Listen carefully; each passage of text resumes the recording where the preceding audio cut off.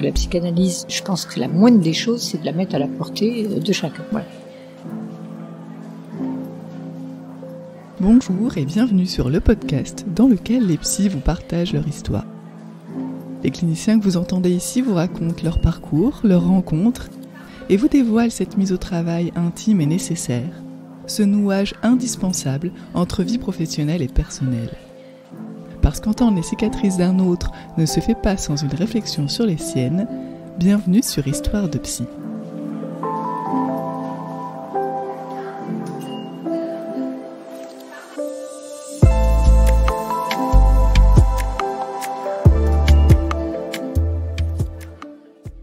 Qui ne s'est pas déjà senti passionné par un sujet, une histoire, par quelqu'un ou quelque chose, et ceci envers et contre tout? Et à l'inverse également, n'avons-nous jamais rencontré des adolescents, par exemple, se disant vides de tout et affirmant demander qu'on les laisse tranquilles? Intérêt zéro, me disait un patient dernièrement. La passion, c'est justement ça, entre violence, manque, avidité et souffrance aussi. De ces passions, Michel Benaïm sait en faire part. Entre son désir de devenir psychanalyste dès l'adolescence, son style d'écriture, sa façon de penser, ses rencontres avec les patients, sa façon de travailler en équipe, autant à l'hôpital, dans les associations qu'en cabinet ou à l'université, et l'affirmation sans cesse renouvelée de son engagement. Michel Benaïm est revenu de façon clinique, engagé et éthique sur son parcours atypique, bien sûr, ce parcours qu'elle met en lien avec le contemporain, son sujet de recherche privilégié. Que ce soit à travers son itinéraire, ses rencontres, mais également ses pièces de théâtre ou ses films, Michel Benaïm tente de défendre non seulement la parole de ceux qu'elle rencontre, mais également une pensée clinique et psychanalytique aujourd'hui.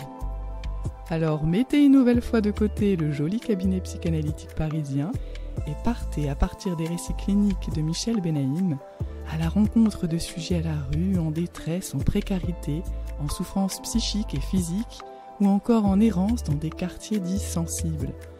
Partez à la rencontre de patients toxicomanes, d'adolescents, de bébés, et ceci dans notre monde contemporain qui ne doit pas cesser d'être questionné. Bonjour Michel Benaïm. Bonjour. Merci de m'avoir reçu chez vous, ici à Marseille, pour cette interview, pour nous parler de votre parcours et puis des rencontres aussi que vous avez pu faire pendant votre parcours, qui sont importantes, qui vous ont marqué. Pour commencer, est-ce que vous pouvez vous présenter votre nom, votre prénom, et puis comment vous définiriez votre activité aujourd'hui en quelques mots? Alors donc Michel Benaïm, je suis psychanalyste, je suis professeur des universités à Aix-Marseille Université en psychopathoclinique et psychanalytique. Voilà, sinon j'ai d'autres activités par ailleurs. Je suis aussi auteure et metteur en scène de théâtre et scénariste et réalisatrice de films. Dans le cinéma. Dans le cinéma. Peut-être pour commencer, quand est-ce que vous avez entendu parler pour la première fois de psychologie et ou de psychanalyse d'ailleurs, et que en tout cas ça vous a marqué au point de vous y intéresser et de commencer un parcours? C'est une histoire un peu atypique. En fait, au collège, je me faisais virer systématiquement des cours de travaux manuels, notamment, que je trouvais un peu trop sexistes à mon goût, puisque les filles, on faisait des gants de cuisine, des tabliers de cuisine, et les garçons faisaient des maquettes, donc je trouvais ça profondément injuste. Donc j'étais virée tout le temps. Et j'atterrissais au CDI, enfin à la bibliothèque, on me disait à l'époque. Et donc j'ai lu à peu près toute la bibliothèque, à force d'être virée, et jusqu'au jour où je suis tombée sur un livre que lisait la bibliothécaire, qui était Psychopathologie de la vie quotidienne. Voilà. C'était en 4e, j'avais 13 ans. Et donc j'ai lu ce bouquin, j'ai lu d'une traite. Ça a été une espèce de révélation totale. C'est-à-dire les rêves voulaient dire quelque chose, les lapsus, enfin un truc incroyable à 13 ans. Et donc je suis rentrée chez moi et j'ai informé tout le monde que je serais psychanalyste. D'accord. Voilà. Très précisément après cette lecture. Très précisément, et ça n'a jamais bougé. Voilà. C'est-à-dire qu'après, je me suis amusée à lire tout Freud. Ah oui. Tous les livres étaient à la bibliothèque? Alors non, parce qu'après, j'ai demandé qu'on me les achète, bien sûr. Donc j'avais l'œuvre complète de Freud. Au milieu de Martine à la plage, j'avais Freud. Voilà. Et Et bon, et ça m'a fascinée d'emblée et ça n'a jamais cessé de me passionner, quoi, en fait. C'est resté une pure passion, enfin comme une évidence, en fait. Voilà, donc moi j'étais destinée à faire médecine, enfin tout ça, et j'ai dit bah non, en fait, ça, à quoi ça sert? Oui, bah tu peux faire psychiatrie, gna gna, non, je veux pas faire psychiatrie, je veux faire de la psychanalyse, j'ai pas besoin de faire médecine. Voilà, donc il fallait bien que je fasse des études quand même. Oui. Donc j'ai commencé mon analyse hyper tôt, hein, j'avais 18 ans du coup. Et bon, à l'époque c'était peut-être pas forcément la peine de faire psycho ni quoi que ce soit, hein. Moi je m'étais bien renseignée, j'avais rencontré Lacan une fois, je savais pas qui c'était, hein. D'accord. J'avais déboulé dans son cas, j'habitais Paris à l'époque, hein. Donc j'avais écrit un peu partout pour savoir comment on devenait psychanalyste, et puis je m'étais retrouvée là-bas, j'avais 13 ans, je faisais 1m12, je faisais 25 On vous l'avait kilos, conseillé une fois, mais je savais pas qui c'était. Donc pour moi c'est un médecin, enfin voilà, qui m'avait donc dit qu'il fallait faire une analyse. Donc moi je lui avais dit bah on va commencer tout de suite, et il m'a dit non, peut-être pas tout de suite. Donc voilà, j'allais passer mon bac, machin, etc. Et puis je suis descendue dans le sud parce qu'il fait trop froid à Paris. Et j'ai fait philo, j'ai fait une licence de philo en même temps que des études d'anglais, parce que par ailleurs j'étais aussi passionnée de Shakespeare et je pensais que c'était bien de le lire en anglais. Enfin bon, voilà, j'étais ambitieuse. Et puis philo, au bout d'un moment ça m'a gonflé parce qu'il y avait beaucoup de logique, de choses comme ça, puis ça me convenait plus.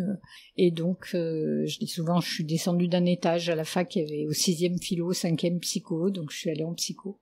Et j'ai fait mon cursus, bon voilà, avec la même détermination, enfin je découvrais rien entre guillemets, je veux dire de mon désir en tout cas, évidemment des connaissances bien sûr, j'ai eu des profs géniaux, d'autres moins, mais et ne serait-ce qu'au niveau de la fac, j'ai rencontré des gens super, exceptionnels, qui m'ont conforté dans mon désir, dans mon projet, etc., et qui m'ont appris beaucoup de choses, notamment sur l'éthique, quoi, de cette discipline. Bon.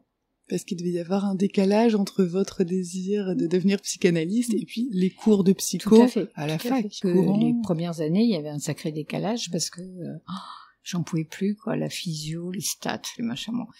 Après, moi, j'aime bien apprendre, donc je jouais le jeu. Vous n'étiez pas en difficulté. Puis j'étais presque devenue une partie de rigolade pour certains profs, notamment de stats, quoi. Parce que, bon, évidemment, en clinique, vu que j'avais tout lu, bon, voilà. Et puis, à côté, en stats, je traînais les yeux d'année en année. Et puis, voilà. Et puis, finalement, moi, j'ai fini par avoir tout ça. Vous étiez à quelle université? Aix-Marseille. Là où j'enseigne.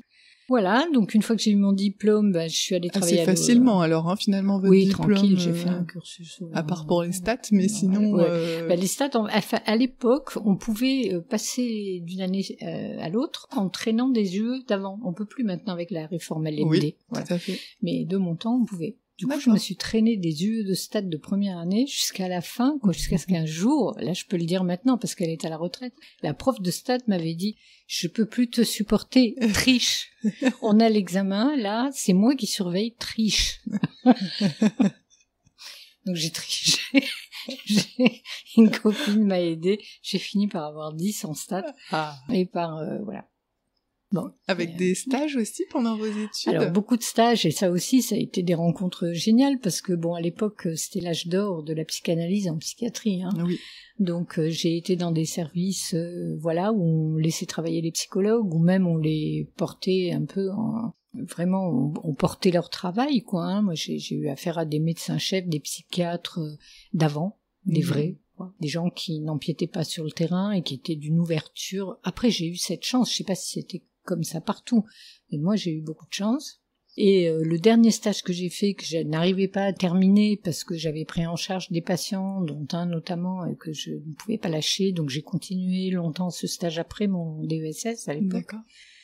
Et voilà, et le médecin n'avait qu'une envie, le chef avait qu'une envie, c'était qu'il y ait un poste et de me recruter. C'était où? C'était ici à Valvert, à Marseille. D'accord. Avec des psychotiques.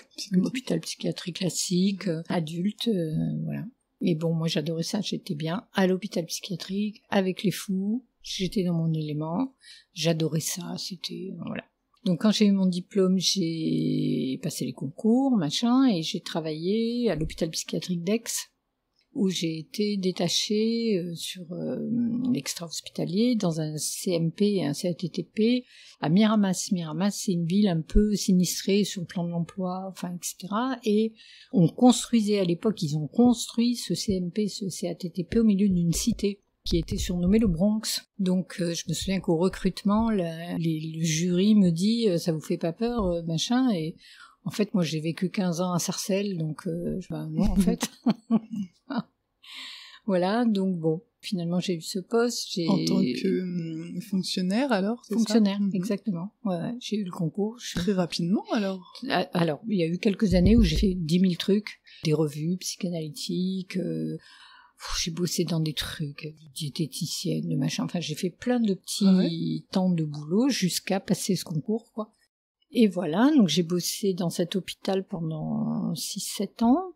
C'était génial parce qu'on a tout construit, en fait, on est arrivé, il y avait rien. On a même eu le droit de dire ce qu'on voulait avec l'architecte, enfin bon. D'accord. Et voilà, donc on avait décidé qu'il fallait faire un lieu aussi beau que la folie est horrible, un lieu complètement dingue au milieu d'une cité complètement pourrie où on enjambait les tox le matin en arrivant. Truc incroyable, mais nous on avait un lieu sublime. Qu'on s'est fait d'ailleurs beaucoup attaquer dans un premier temps, enfin attaquer le lieu. Hein, le lieu, oui. Et puis on disait rien, on se disait bah ils font connaissance, machin, etc. Il y a un jour on a craqué parce qu'ils nous ont piqué nos cigarettes. Là on a pété un plomb. C'était le truc de trop. Un goutte d'eau. Et donc on est allé dans les caves de la cité avec, je me souviens, la cadre infirmière chercher les petits malfrats qui nous avaient piqué les cigarettes. Et à partir de ce jour, ça s'est calmé complètement et on a fait un travail de dingue dans cette cité. Alors, il faut savoir que d'abord, le médecin-chef m'avait laissé carte blanche. Hein.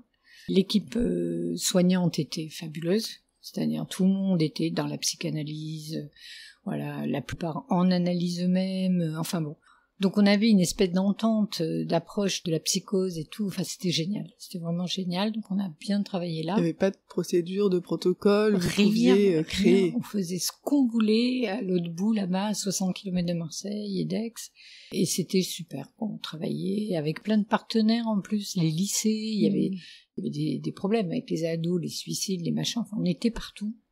On travaillait même avec les flics, à qui on demandait d'arrêter les gamins, mais plutôt de venir nous les amener, que voilà, on pouvait travailler main dans la main et tout. On a réussi, à tel point d'ailleurs que les flics nous amenaient eux-mêmes leurs enfants au bout d'un moment. D'accord. Dans le CMP.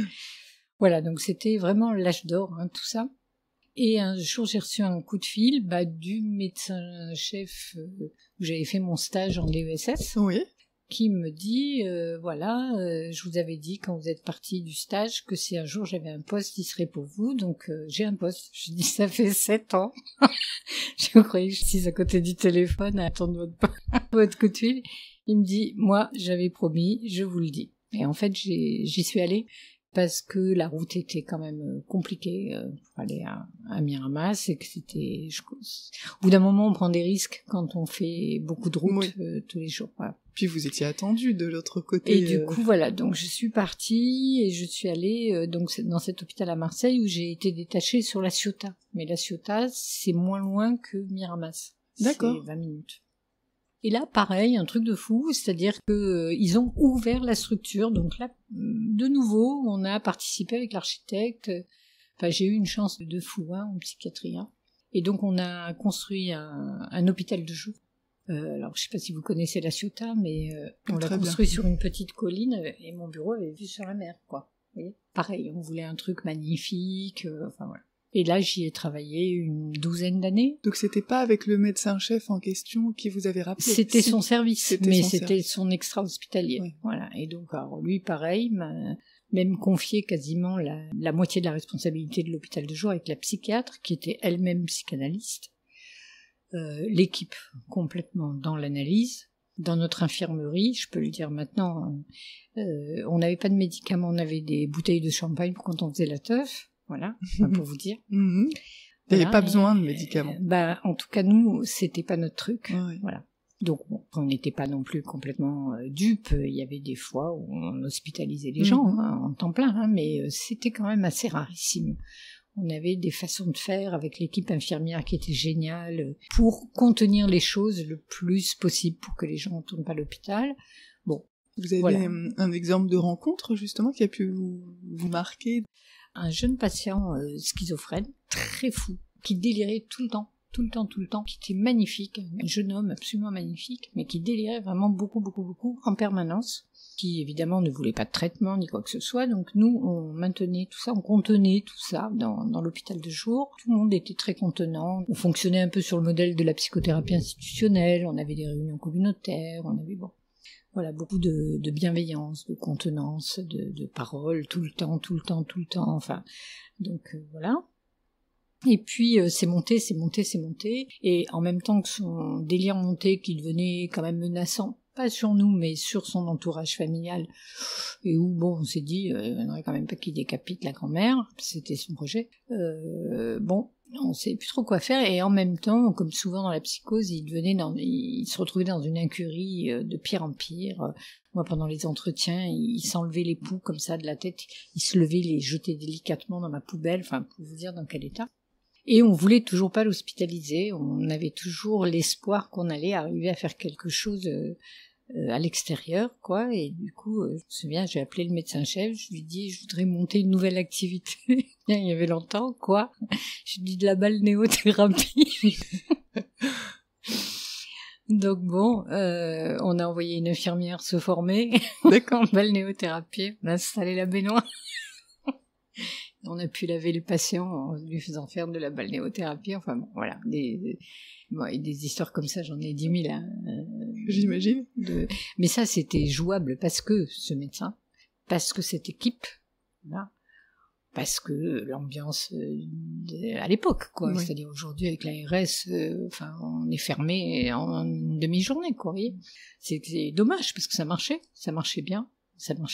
Les psychotiques, ils restaient le plus possible dans la cité, voilà, dans un environnement ordinaire. Et c'est vrai qu'à l'époque, on avait le temps. Oui. On nous limitait pas, on pouvait mettre 15 ans à travailler avec un patient pour qu'il arrive à prendre un bus. Quand il prenait le bus, on allait dans l'infirmerie sortir le champagne.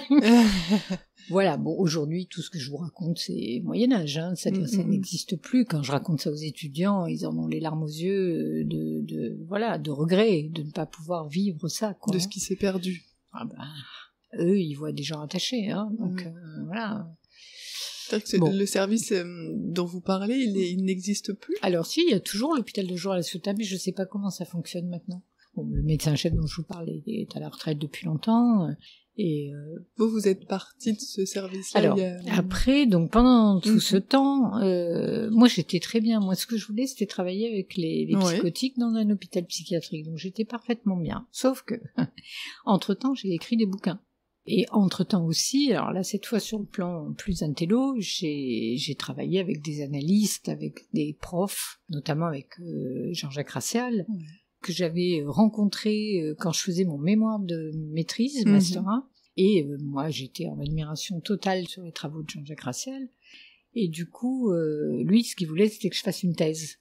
Et moi, je voulais pas faire de thèse, j'en avais rien à foutre, j'étais très bien comme ça. Et puis, il m'a eu à l'usure, donc j'ai fini par faire une thèse en 96, à 38 ans, enfin, voilà, j'ai fait la thèse. Qui s'intitulait? Vite fait, qui s'intitulait... j'avais écrit déjà plein de bouquins sur la folie des mères, tout ça, donc j'ai fait une thèse en 9 mois, vite fait. D'accord, ah oui. Ouais. Mais bon, pas très glorieux, j'avais quand même déjà beaucoup écrit sur la question, et qui s'intitulait L'ambivalence de la mère. Et donc, voilà, donc je dis, bon, voilà, j'ai fait la thèse, maintenant c'est bon, laisse-moi tranquille.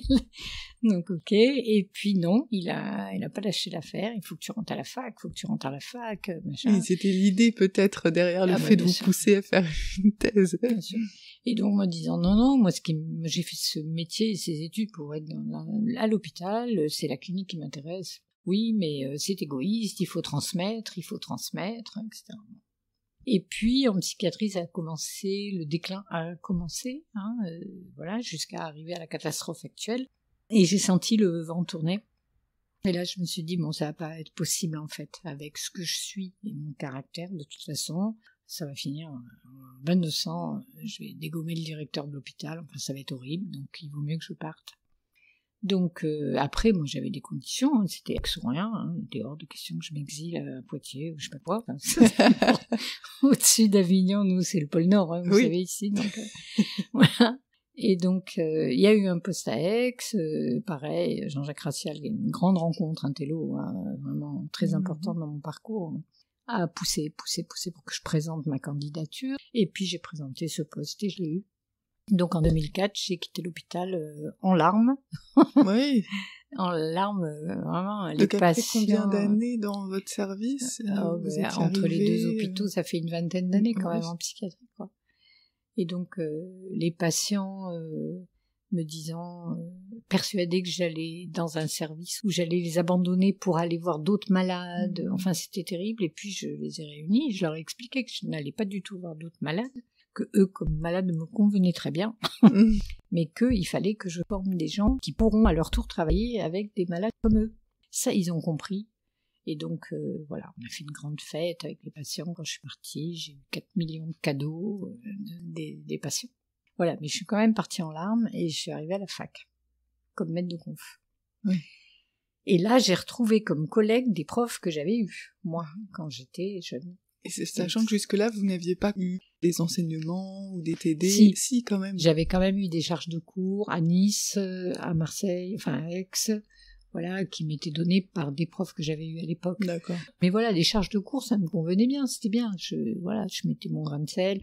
Comme de toute façon, j'écrivais des bouquins, des trucs, voilà, j'étais quand même dans la recherche, tout ça, donc c'était chouette. Mais j'avais pas envisagé.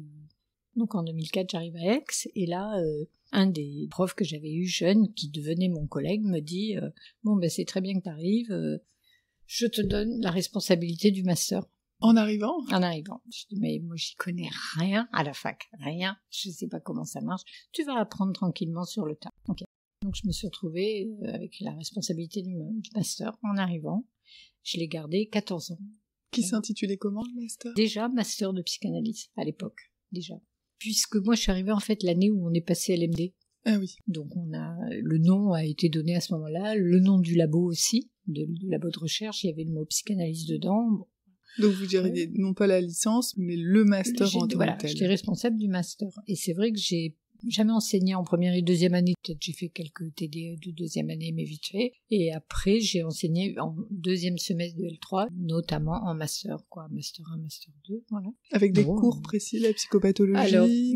Alors j'étais recrutée sur un poste enfant-ado, mais je faisais quand même un énorme enseignement sur la psychose, que je fais toujours d'ailleurs. D'accord. Ouais, j'avais quand même 20 ans d'hôpital derrière, donc voilà. Et sinon, effectivement, j'ai tout un axe enfant-ado qui fonctionne encore. Et puis, bon, ma clinique de l'époque, elle se résumait pas à l'hôpital, hein. J'ai beaucoup travaillé avec des toxicomanes, voilà, donc je fais beaucoup de cours sur ça, sur la toxicomanie, sur l'anorexie mentale, sur toutes ces choses-là, que je fais toujours. D'une manière très clinique. Très clinique, c'est ça qui leur plaît. D'ailleurs, l'UE s'appelle Champ Clinique, donc ça, les étudiants, ils adorent.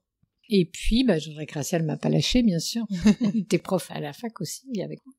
Et il m'a dit, faut que tu fasses une HDR. Je dis, laisse-moi arriver.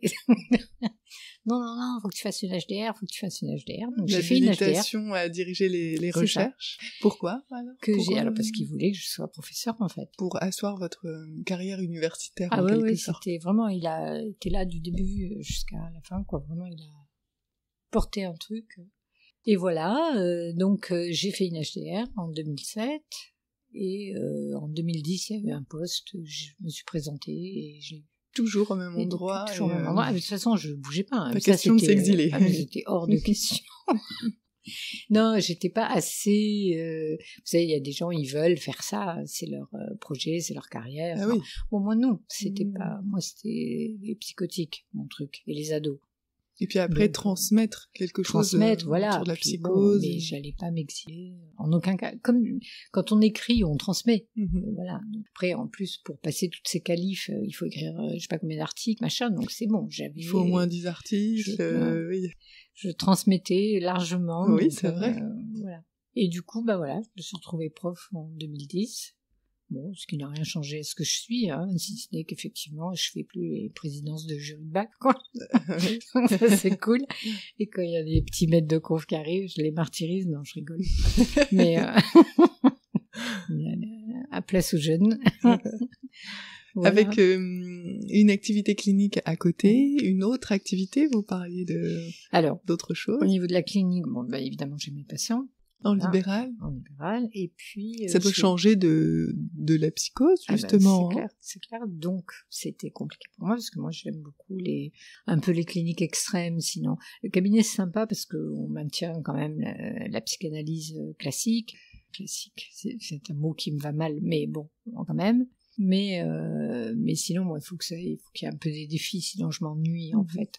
Donc, j'ai maintenu dans des associations. En fait, dès que vous voyez un truc de la zone, j'y suis. Les SDF, tous les exclus de la terre, les toxicomanes bien précaires dans la rue, les ados évidemment les plus déjantés qui soient. Voilà, les situations toujours un peu extrêmes. Et... Il y a une situation extrême qui vous vient en tête, qui a pu vous marquer, qui a été difficile ou pas d'ailleurs. Dans mon dernier bouquin, Les passions vides, je parle de beaucoup de choses. Justement, il y a plein de vignettes cliniques. Avec toutes ces années, j'ai rencontré que ce soit dans la rue ou avec les patients toxicos. J'ai bossé 18 ans dans un bus qui délivrait de la méthadone. Les ados, c'est des rencontres toutes exceptionnelles. Voilà, j'avais des temps de consulte à la PJJ, j'avais des temps de consulte dans un lieu de soins pour addiction. C'est-à-dire qu'à chaque fois que je rentrais dans une structure pour faire de la supervision, il y en a certaines où ça se transformait en temps de consultation. Donc c'était intéressant parce que c'était des temps de consultation où j'étais là en tant qu'analyste, pas en tant que psychologue, en tant que psychanalyste. C'était vraiment un élément extérieur qui venait faire sa consultation hebdomadaire. Voilà, donc c'est un autre regard, Et c'est vrai que tout ça aussi, c'était des années géniales au niveau de la clinique. J'ai rencontré toutes les situations possibles et imaginables en termes d'horreur, de difficultés, de souffrance. Voilà, mais ça... si vous voulez, moi, l'idée, c'est que la psychanalyse, c'est génial, il n'y a rien de mieux. Il faut qu'elle soit mise au service de tous. Donc on sait qu'il n'y a pas tout le monde qui va en analyse, et c'est pas seulement une question de fric, c'est aussi une question de culture, vous voyez, voilà. Et donc, je trouve ça profondément injuste. D'une part, je pense que c'est injuste et que la psychanalyse, soit c'est moyen et une technique comme une autre, et auquel cas ok, soit on trouve ça effectivement remarquablement génial sur un plan éthique, et auquel cas je pense que la moindre des choses c'est de la mettre à la portée de chacun. Voilà. Donc ça c'est la grande idée. Et après l'autre idée aussi, c'est que la psychanalyse, si elle se déplace pas, si elle ne se met pas au service du contemporain au sens large, elle va mourir. Bien, voilà. Donc c'était pouvoir adapter votre pratique aussi en cabinet, mais toujours dans des associations, toujours orientées par la psychanalyse, mais finalement pas de la même façon au cabinet que dans les associations. Alors c'est pas si évident que ça. Au début je me disais ça. Évidemment qu'il y a un dispositif qui est beaucoup plus classique, avec des gens qui prennent des rendez-vous, j'ai un agenda, etc. Parce qu'en institution c'est même pas la peine. Il n'y a pas d'agenda. Avec un ado et un toxicose, laissez tomber l'agenda. Bon, donc forcément, il y a un dispositif qui est pas exactement le même, mais mon écoute, elle est la même. Oui. Si j'écoute un SDF sous un abribus, je suis exactement la même que quand j'écoute un patient allongé. Pour moi, je vais aller orienter les choses de la même façon et j'espère avec la même éthique, quoi. Enfin, voilà. Il y a pas. Au début, je me disais, c'est vraiment deux choses. Non, en fait, pas du tout, quoi. Pour moi, c'est la même chose. Il s'agit d'entendre, que ce soit au cabinet ou que ce soit effectivement dans la rue. C'est une méthode, la psychanalyse c'est rien d'autre, c'est pas je sais pas quoi, c'est pas un truc magique, je sais pas quoi, mais c'est juste une méthode. Il se trouve que c'est une méthode qui repose quand même sur des principes qui moi me conviennent absolument, et voilà, des principes éthiques qui sont fondamentaux. À partir du moment où c'est une méthode, on peut la pratiquer n'importe où. Dans la rue, j'ai pas un divan pliable, mais mon écoute, elle est exactement la même et mon projet est le même. Voilà. Après, j'ai bossé avec des populations aussi où on n'est pas dans une caricature de l'analyste silencieux. Avec les ados, non, on n'est pas silencieux. On leur parle, ils sont morts d'angoisse, on va pas en rajouter. Bon.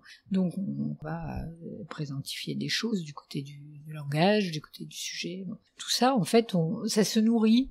Cette pratique dans des cliniques un peu extrêmes nourrit une pratique plus classique et vice-versa. Quand vous dites une clinique extrême, ce serait extrême justement à quel niveau Extrême, comment penser ça? C'est par rapport à ce que ça vient chercher du côté du transfert chez les cliniciens.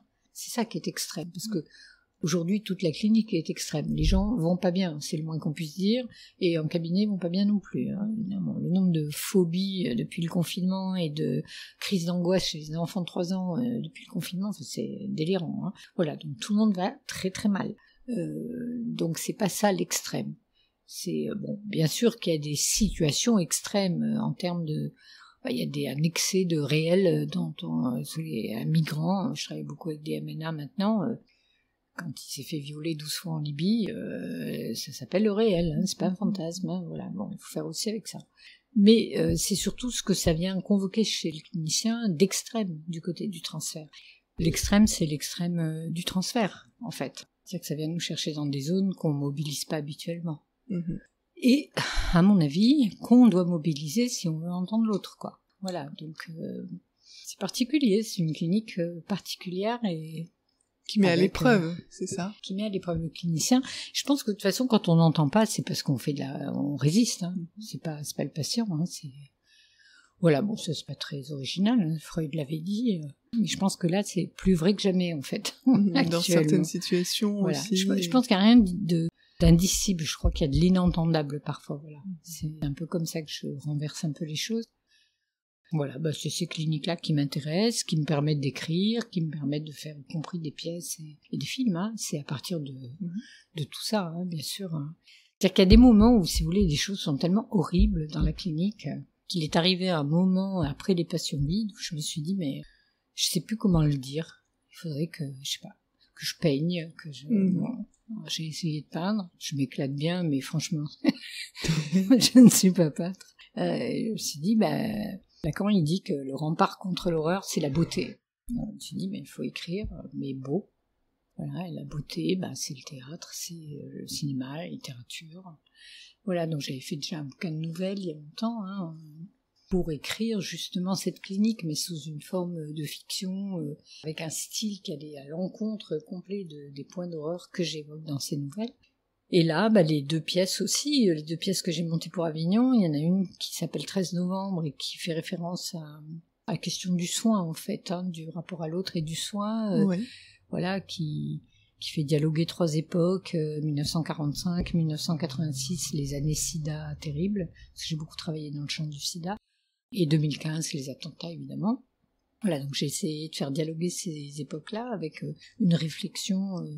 des soignants sur scène, auprès d'un malade qui est en train de mourir sur scène, sur ce que c'est que le soin, ce que c'est que le rapport à l'autre, quoi. Voilà, donc c'est des choses qui sont complètement ancrées dans mon travail, en fait, hein, mais qui sont là, voilà, complètement fictionnalisées, théâtralisées, c'était du théâtre.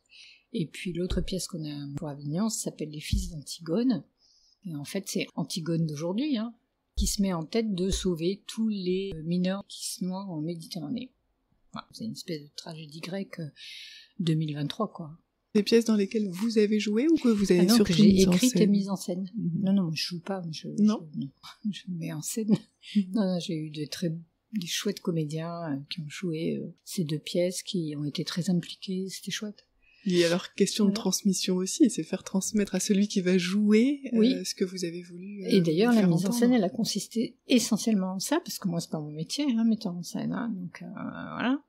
Mais par contre, par exemple, pour 13 novembre, on a passé des week-ends ici avec les comédiens à regarder des films et à ce que je leur raconte aussi le sida. Ouais. Parce que eux, ils sont beaucoup plus jeunes que moi, bien sûr, et moi, je leur ai raconté toutes les années sida. J'ai bossé une 15aine d'années dans le champ du VIH, et à l'époque où on avait 9 morts par semaine, hein, pas le VIH aujourd'hui, bien sûr. Donc voilà, donc c'est ça que j'ai transmis pour qu'ils habitent un peu leur rôle, et puis après, il y a la transmission au public. Et je voulais absolument faire Avignon, parce qu'il y a beaucoup de monde à Avignon, et voilà, donc, et puis les Fils d'Antigone, pareil. Qu'est-ce que je peux bien dire de ce que je retiens quand je travaille avec des jeunes mineurs non accompagnés, enfin les jeunes réfugiés, des parcours d'horreur qu'ils peuvent avoir vécu et qu'ils nous racontent parfois, ou en bribes souvent, etc.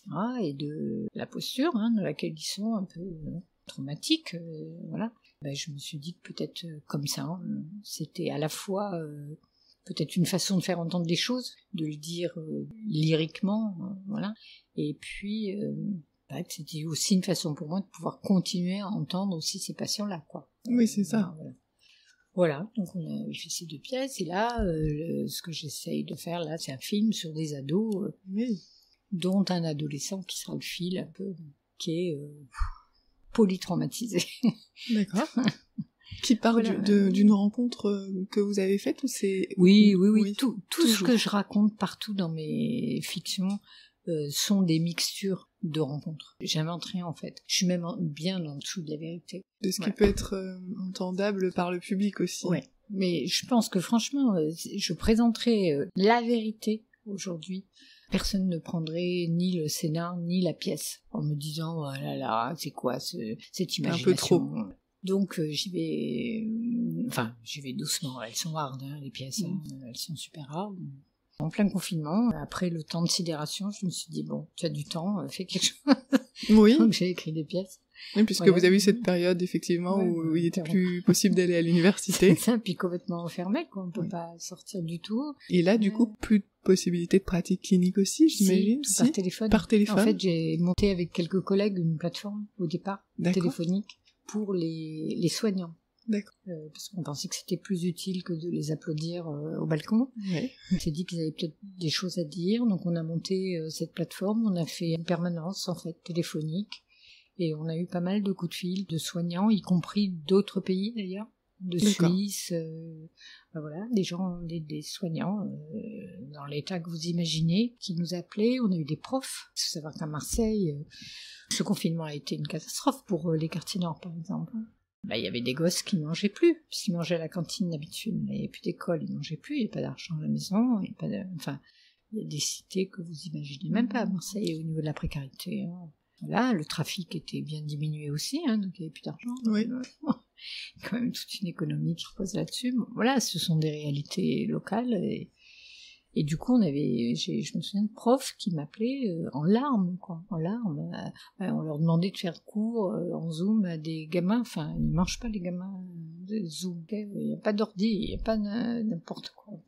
C'était complètement décalé. Enfin, voilà, donc on a fait ça. Et puis alors, comme ça prenait bien, on a étendu à toute personne qui avait quelque chose à dire du Covid, quoi. Donc il y avait des patients, il y avait de l'entourage de patients, voilà. Et puis il y avait mes patients à moi ceux qui voulaient continuer la thérapie par téléphone, ils pouvaient.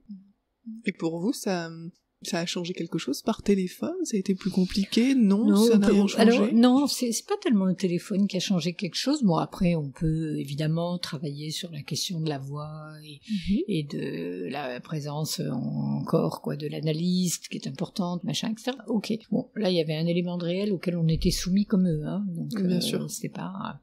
Voilà, non, j'ai pas eu le temps d'écrire là-dessus, mais il faudrait réfléchir sur ce que ça a produit en termes justement de choses qui rentraient plus dans le transfert. Je sais pas bien comment le dire, mais vous voyez, les patients, par exemple, quand je les avais au téléphone, ils me demandaient comment j'allais, mais c'était une vraie question. Oui. C'était pas transférentiel, vous voyez. C'était une vraie question, mais en plus c'est une vraie question en tant que telle, quoi. C'est-à-dire, est-ce que vous avez le Covid? C'était l'époque où il n'y avait pas de vaccin, on lavait les fruits quand on les recevait.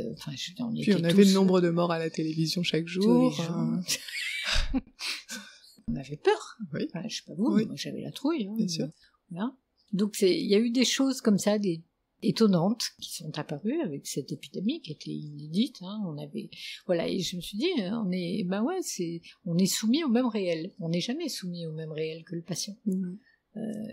Même si on est chacun de notre côté certainement soumis à des points de réel, mais là en l'occurrence on était soumis au même réel, quoi. Et ça a des effets, voilà. Mais bon, les thérapies sont poursuivies, et puis cette plateforme avec ses coups de fil quand même. Elle s'est arrêtée quand il y a eu les vaccins et le confinement. Elle s'est arrêtée toute seule en fait. Il y a eu moins d'appels, et puis et vous continuez des séances par téléphone, ou pareil, ça s'est arrêté? Non, alors il y a quelques patients par téléphone, mais que j'avais déjà par téléphone. C'est des gens qui commençaient leur travail ici, qui sont expat maintenant, qui veulent pas changer, l'analyste. Et donc, à l'époque, j'avais dit OK, il y a longtemps, hein, j'avais dit d'accord pour une qui partait en Afrique, et puis 2 qui partaient, je sais plus où, en Asie, machin. Et puis après, il y a eu Zoom, il y a eu machin et tout. Je me suis dit, allez, vivons avec notre temps. Évidemment que je vais pas privilégier ça, mais s'il n'y a pas le choix. C'est une possibilité de rencontre, peut-être. Voilà. Si les gens, de toute façon, ils veulent pas aller ailleurs. On est en 2023.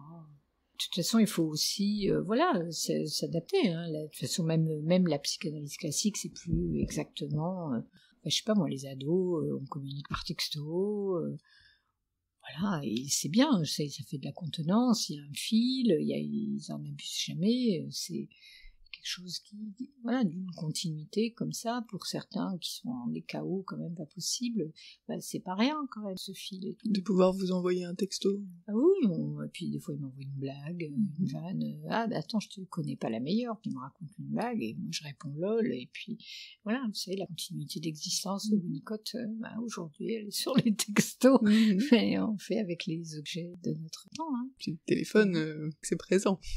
C'est ça, ce serait un non-sens de pas... Est-ce que, par rapport à ça, c'est une question que je pose à chaque fois, mais qu'est-ce que vous pensez de l'avenir de la psychanalyse, ou de la clinique, en tout cas orientée par la psychanalyse? Est-ce que vous avez un avis? Ce que je pense, c'est beaucoup de choses.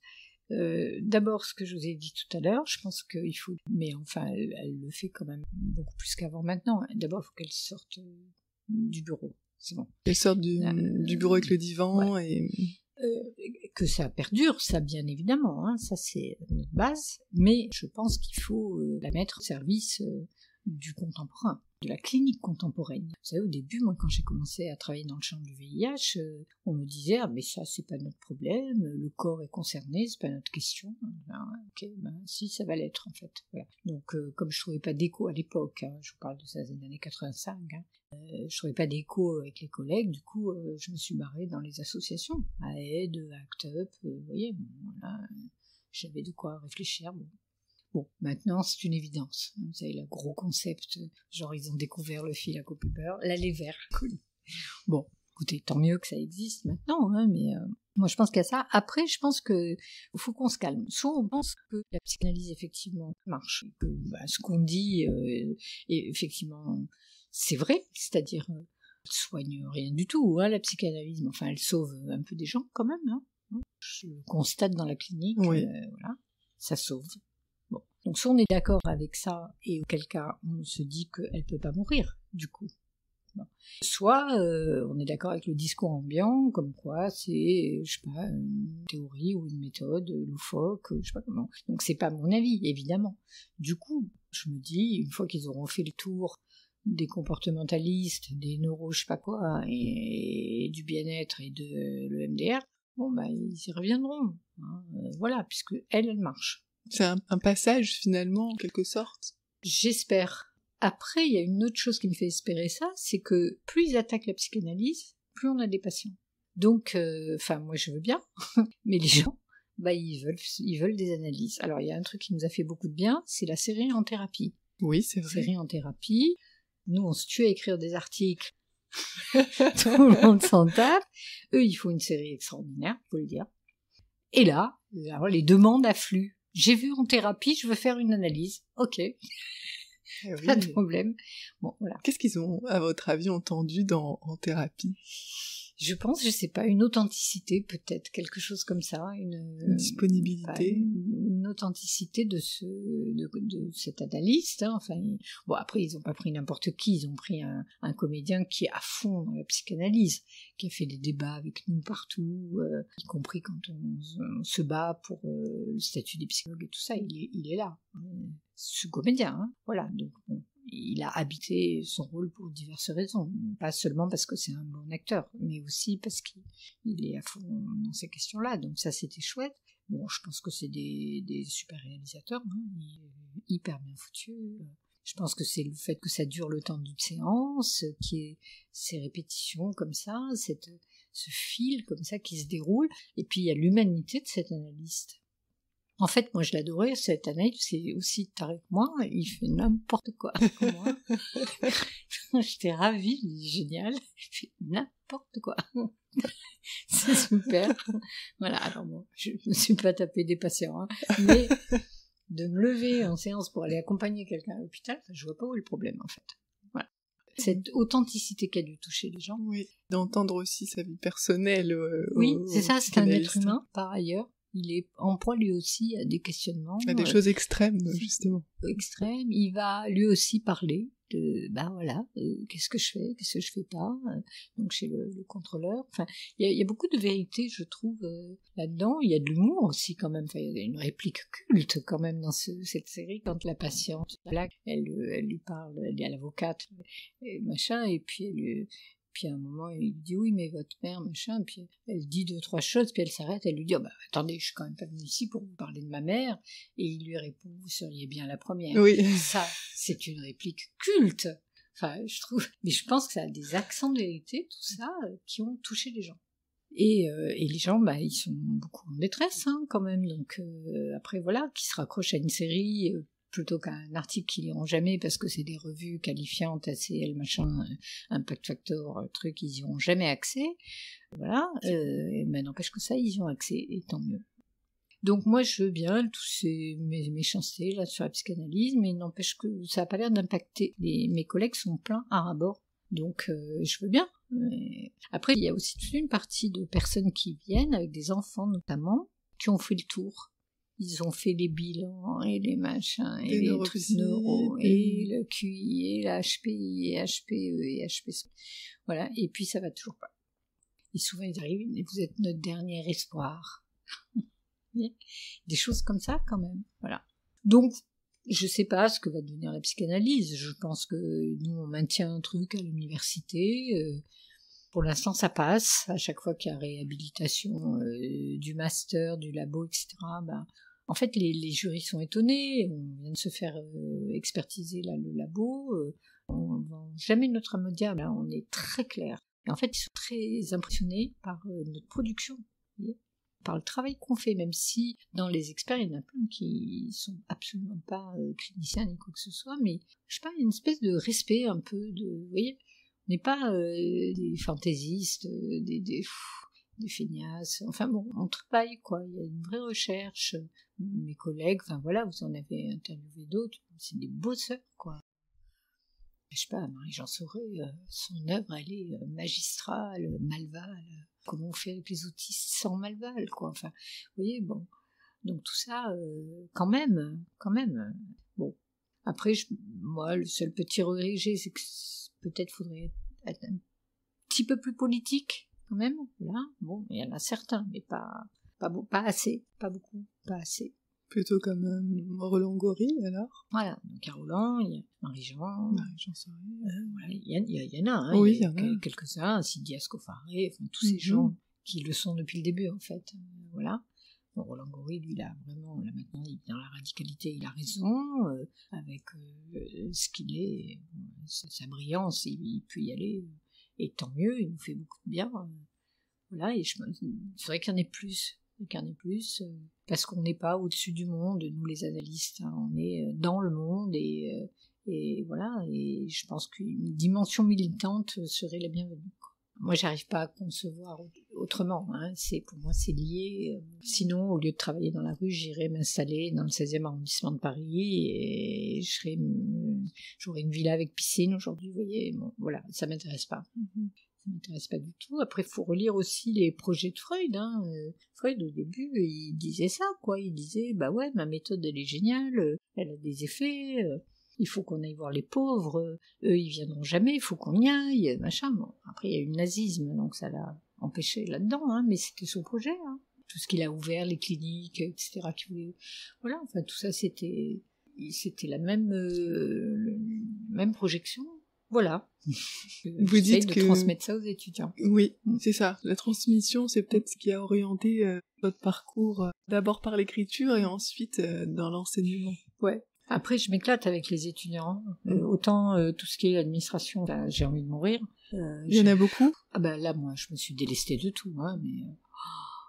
Non, mais en plus, ça aussi, j'ai eu de la chance. Les premières années où j'étais à la fac, c'était super personnaliser les rapports qu'on pouvait avoir avec l'administration, par exemple. D'accord. Les secrétaires, on les connaissait, on buvait le café. Enfin, là, maintenant, nous, on a fusionné 3 universités. C'est pour ça qu'on est énorme, comme ça. Du coup, moi, je ne connais plus personne. C'est-à-dire, tout se fait par mail. Tous les 6 mois, c'est quelqu'un d'autre. On n'a même pas le temps de faire un lien que c'est déjà quelqu'un d'autre. Pour avoir une ramette de papier, il faut remplir ça. Moi, il y a des années que je ne demande plus rien, je m'achète mon papier. C'est bon, je ne peux pas passer une après-midi à remplir ça pour expliquer pourquoi je veux une imprimante. Je suis chercheur. Ben oui, je veux une imprimante. Bon, donc j'ai arrêté avec ça. Je m'achète mes imprimantes, c'est bon, voilà. Donc ça me gonfle, vraiment. Et il n'y a qu'une chose, moi, qui me plaît à la fac, c'est les étudiants. Voilà. Les étudiants, c'est un bonheur. Je sais pas, c'est nickel. C'est génial, je les adore, ils m'adorent, tout va bien. On s'éclate. Parce que vous pouvez parler clinique, parce que vous pouvez parler théorie aussi. Et politique. Ce qui est intéressant dans la transmission, c'est que c'est pas que d'un côté. C'est-à-dire qu'ils vous apportent effectivement beaucoup. Moi, les ateliers avec mes Master 2, je m'éclate. Moi, avec mes doctorants, je vous en parle même pas. Ils ont un niveau... Même moi, des fois, je comprends pas ce qu'ils racontent, tellement ils ont un niveau, je vous dis pas, enfin, c'est assez fabuleux. Et d'ailleurs, ils sortent de thèse, ils publient immédiatement. Voilà. Mais les Master 2, parfois quelques petits Master 1, enfin surtout les Master 2, c'est un échange. Ils construisent leur mémoire, mais moi, ils m'éclatent.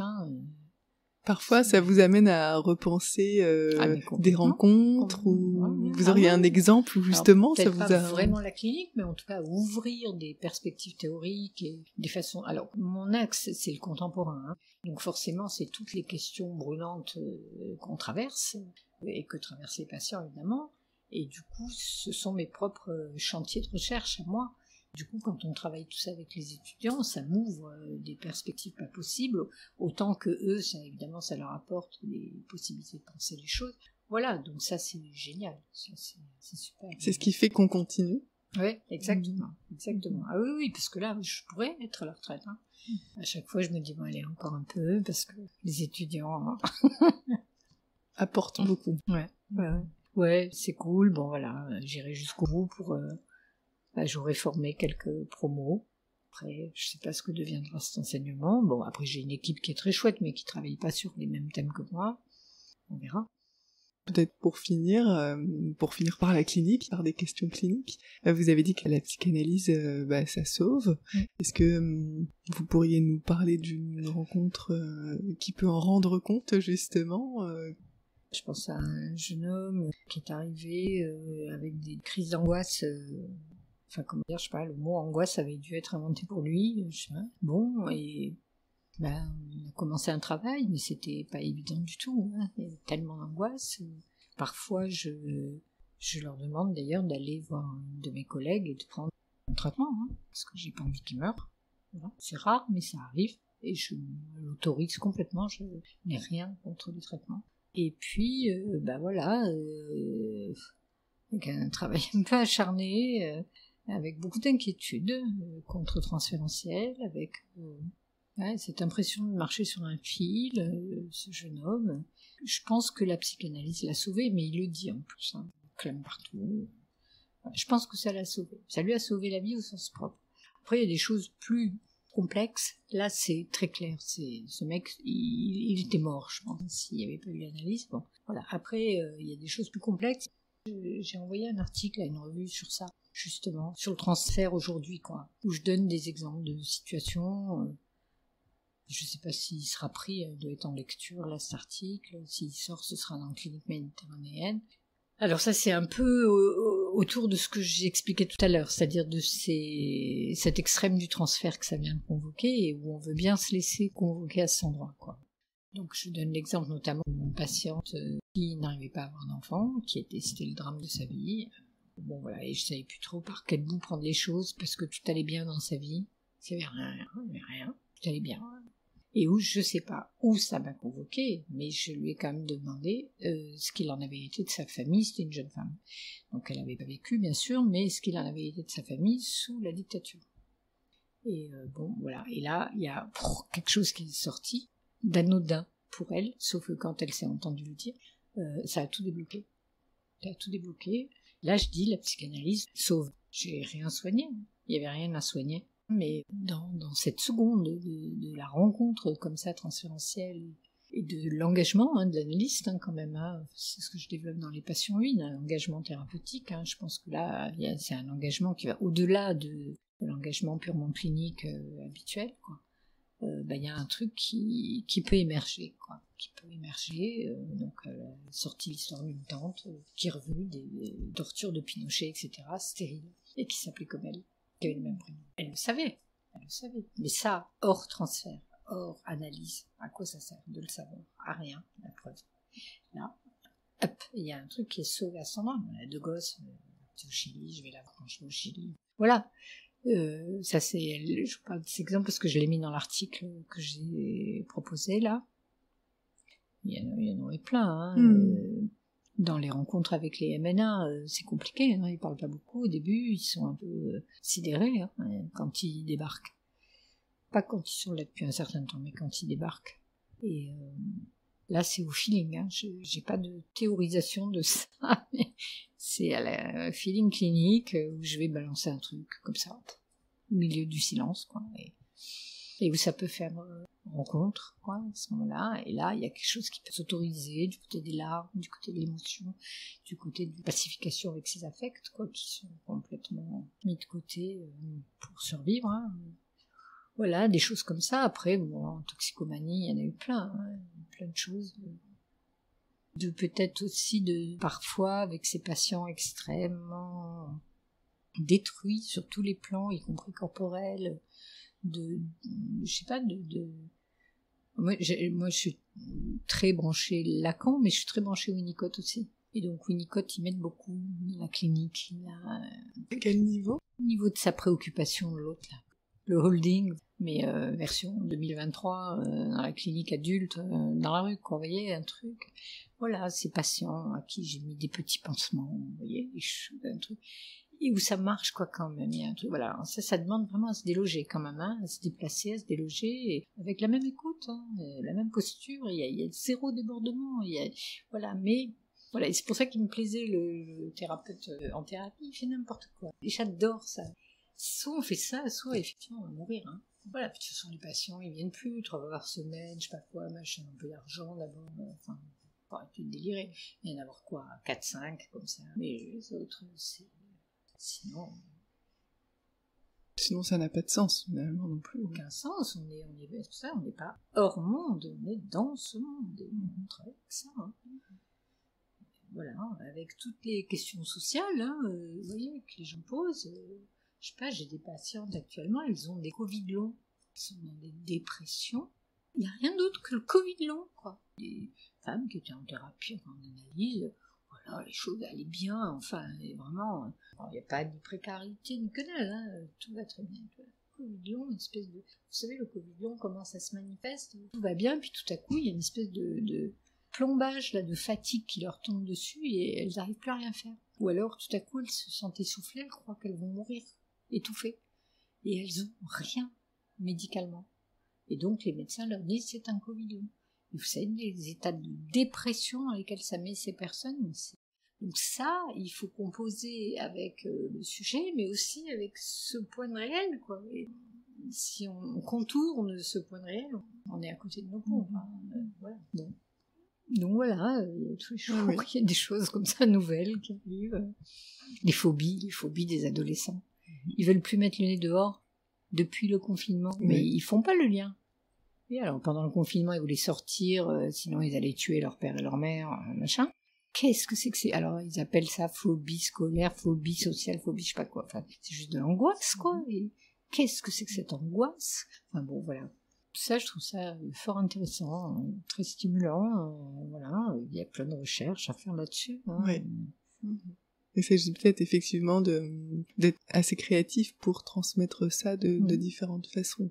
Alors bon, les étudiants en Master 2, j'essaye surtout de leur donner envie de faire des recherches sur tout ça. Parce que bon, je peux pas tout faire. Et puis, voilà, ils y vont sur ces terrains. C'est chouette, ça. C'est chouette. Et en plus, ça prend différentes formes. Par le théâtre, le cinéma, l'écriture, l'enseignement. Mais il y a d'autres façons de transmettre. Ça, c'est chouette. Ouais. Puis voilà, puis ça permet de continuer quand même, parce que sinon c'est vrai que c'est dur quand même. Aujourd'hui, la clinique elle est difficile, elle est douloureuse. Ces petits enfants là, complètement angoissés, ils font des cauchemars. C'est trop quoi. Voilà, donc alors, on pense les choses, on est en contrôle, on analyse, etc. Mais il faut aussi... je pense que la voie de sortie, de toute façon, pour eux comme pour nous, c'est la création. L'invention, la création. Je ne vois pas d'autre. Freud parlait de la sublimation. Voilà, il avait raison. Eh ben, merci d'avoir partagé ça par, du coup, une autre voie qu'est le podcast. Et puis, on espère pouvoir voir vos films, alors, potentiellement. Ouais, j'espère aussi. Merci encore. Ouais, je vous en prie.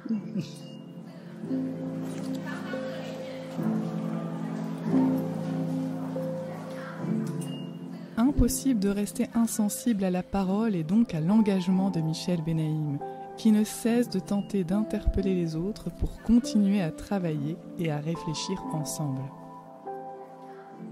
Défendre une pensée clinique et psychanalytique aujourd'hui, avec les enjeux éthiques que cela suppose, voilà ce que tente toujours de mettre en avant Michel Benaïm à travers ses rencontres, ses récits, ses films ou encore ses pièces de théâtre. Parce qu'elle en est certaine, c'est à travers la création et l'originalité de notre pratique qu'une clinique sera toujours possible.